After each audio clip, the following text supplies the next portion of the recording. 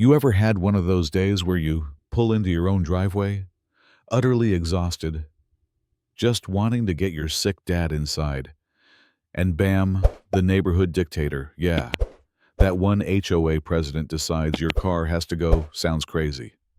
Right.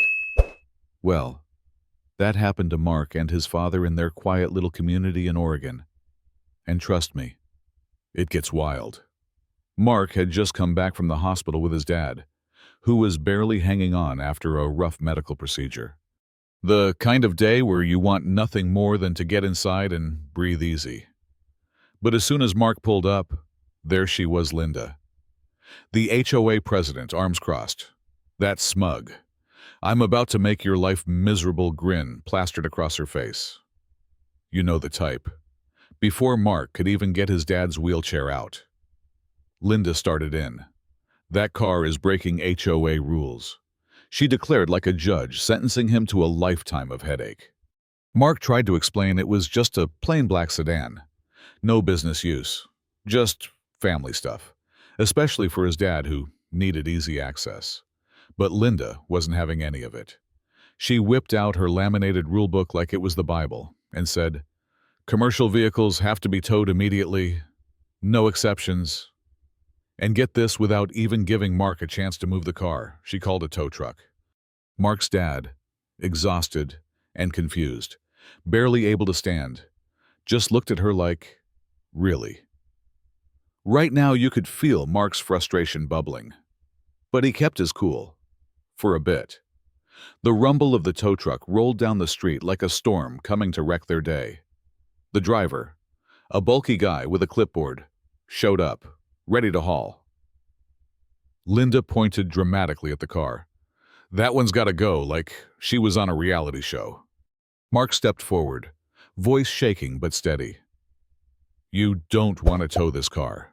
When asked if he owned it, Mark said no, it belonged to his wife. That's when Linda rolled her eyes so hard I thought she might give herself whiplash. Now here's where it gets good. Mark calmly told Linda, "My wife's an undercover cop. That's an unmarked police vehicle." Linda laughed out loud, said there were no cops around here, and called it a bluff. But the tow driver hesitated, obviously uncomfortable towing a government vehicle with no markings. Mark leaned in and warned Linda, "Think carefully. Cross this line and you'll regret it." Linda scoffed, but you could see a flicker of doubt. Then, just as things were about to boil over, Mark's wife pulled into the driveway, sunglasses on, cool as ice.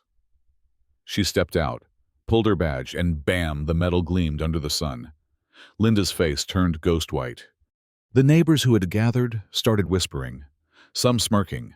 Everyone knew Linda's petty power trips had gone too far. The tow driver threw up his hands. "I'm done with this drama. Someone pays me or I'm out." Linda freaked, but eventually paid, throwing her credit card down like a tantrum.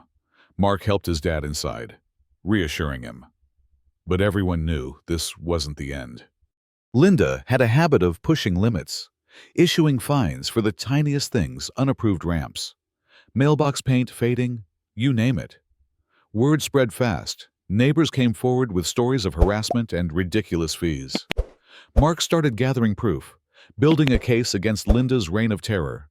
Soon enough, city officials showed up, digging into her shady HOA finances. Turns out she'd been embezzling for years.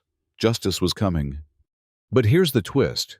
Even with her exposed, Linda wasn't ready to quit. Another tow truck rolled in weeks later. This time, targeting Mark's wife's car again. This time, officials intervened directly, reminding everyone, HOA rules don't override state law, especially for police vehicles. The whole neighborhood watched as Linda's grip slipped away, her face red with frustration. Mark's dad sighed. "I never wanted a war. But maybe this was meant to happen." And you know what? It was. Because when bullies think they're untouchable, that's when you gotta stand up, show your cards, and fight back. So, what do you think? Was Linda just doing her job enforcing rules? Or was this abuse of power?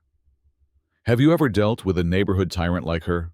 Drop your stories and thoughts below. Let's get the conversation started. Because sometimes, standing up isn't just about one person. It's about the whole community.